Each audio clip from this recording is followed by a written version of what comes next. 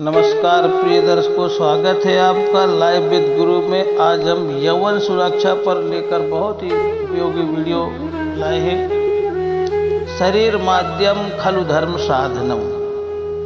कुमार संभवम का यह वाक्य शरीर धर्म का साधन है, इसी से सारी साधनाएं संपन्न होती हैं, यह सत्य है। यदि शरीर कमजोर है तो मन भी कमजोर पड़ जाता है। कोई भी कार्य सफलतापूर्वक करना हो तो तन मन दोनों स्वस्थ होने चाहिए। जिन्होंने विषय विकारों में अपनी नाड़ी शक्ति कमजोर कर दी है, अपने ओज तेज को नष्ट कर दिया है, वे साधना की हिम्मत नहीं जुटा पाते। किंतु शरीर कमजोर हो जाने पर भी जो विकारों में नहीं गिरते, उनका मन सेवा, साधना, पढ़ाई आदि से पुष्ट होता है। साधना करने की क्षमता होते हुए भी युवा वर्ग संसार की चकाचौंध से प्रभावित हो विकारी सुखों में अपना ओज तेज नष्ट कर देते हैं और उनके हाथ में सिर्फ हताशा व निराशा ही लगती है। विफलता व खिन्नता का शिकार हो जाते हैं।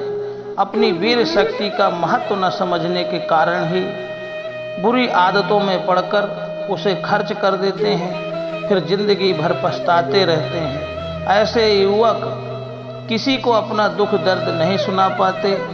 अब मन और शरीर कमजोर हो गए, संसार उनके लिए दुखालय हो गया। ईश्वर प्राप्ति, लक्ष्य की प्राप्ति उनके लिए अब असंभव हो गई। अब संसार में रोते रोते जीवन घसीटना ही रहा। इसलिए हर युग में महापुरुष ब्रह्मचर्य पर जोर देते आए हैं। जिस व्यक्ति के जीवन में संयम नहीं है, वह ना तो स्वयं की ठीक से उन्नति कर पाता है और ना ही समाज में कोई महान कार्य कर पाता है।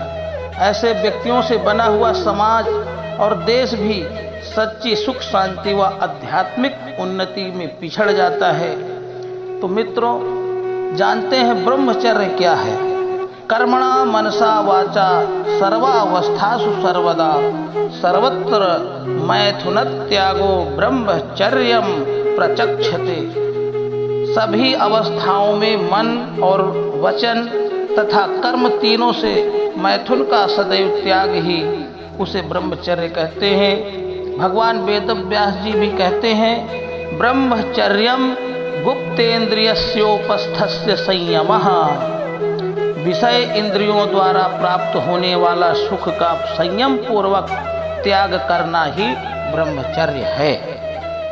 भगवान शिव कहते हैं, सिद्धे बिंदौ महादेवी किम न सिद्ध्यति भूतले। हे पार्वती, बिंदु अर्थात वीर रक्षण सिद्ध होने के बाद कौन सी सिद्धि है जो साधक को प्राप्त नहीं हो सकती? साधना का द्वार जो साधक अपने वीर को ऊर्ध्वगामी बनाकर योग मार्ग में आगे बढ़ते हैं, वे कई प्रकार की सिद्धियों के मालिक बन जाते हैं। ऊर्ध्वरेता योगी के चरणों में समस्त सिद्धियां दासी बनकर रहती हैं। ऐसा पुरुष आत्म साक्षात्कार जल्दी ही अपने लक्ष्य को हासिल कर लेता है।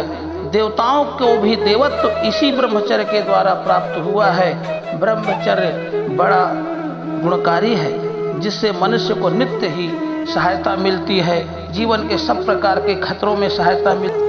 ब्रह्मचर्य रूपी तप से देवों ने मृत्यु को जीत लिया है। देवराज इंद्र ने भी ब्रह्मचर्य के प्रताप से ही देवताओं से अधिक सुख व उच्च पद को प्राप्त किया है। यह अथर्ववेद का वाक्य है। ब्रह्मचर्य एक उत्कृष्ट तप है। ऐसे तो तपस्वी लोग कई प्रकार के तप करते हैं, परंतु ब्रह्मचर्य के बारे में भगवान शंकर कहते हैं, न तपस्तप इत्याहुर ब्रह्मचर्यम तपोत्तमम ऊर्ध्वरेता भवेद्यस्तु सदेवो न तु मानुषः। ब्रह्मचर्य ही उत्कृष्ट तप है। इससे बढ़कर तपश्चर्या तीनों लोकों में दूसरी नहीं हो सकती। ऊर्ध्वरेता पुरुष इस लोक में मनुष्य रूप में प्रत्यक्ष देवता ही है। जैन शास्त्रों में भी ब्रह्मचर्य को उत्कृष्ट तप बताया गया है। तवेषु वा उत्तमम ब्रह्मचर्यम। ब्रह्मचर्य सब तपों में उत्तम है। वीर रक्षण ही जीवन है। वीर इस शरीर रूपी नगर का एक तरह से राजा ही है।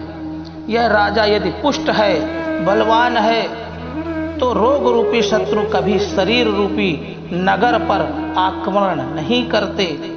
जिसका वीर रूपी राजा निर्बल है, उस शरीर रूपी नगर को कई रोग रूपी शत्रु आकर घेर लेते हैं। इसलिए कहा गया है, मरणम बिंदु पातेन जीवनम बिंदु धारणात्। बिंदु नाश अर्थात वीर नाश ही मृत्यु है और बिंदु रक्षण ही जीवन है।